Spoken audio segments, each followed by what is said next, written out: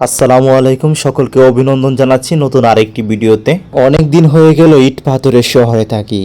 মাটির গন্ধ আর গায়ে লাগে না, শুধু ইট পাথরের গামের গন্ধ পাই। আমাদের মেসে একটু ফাঁকা জায়গা আছে, সূর্যের আলো একটু দেখতে পারি, কাপড় চোপড়গুলো শুকাতে পারি। এই ফাঁকা জায়গা থেকে আমি একটু শেওলা সংগ্রহ করছি। একটি মরিচ গাছ বপন করব।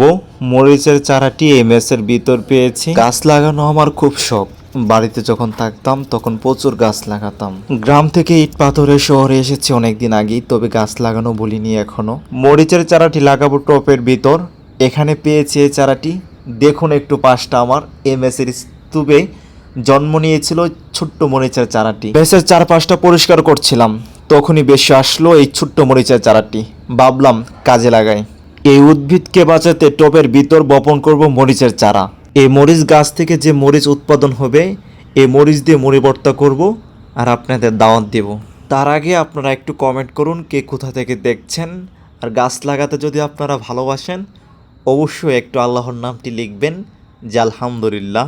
অবশেষে আমরা দুইজন মিলে মরিচ গাছটি রোপণ করলাম। আমার সঙ্গে আরেকজন ব্যক্তির হাত দেখছেন, তাকে নিয়ে বপন করলাম।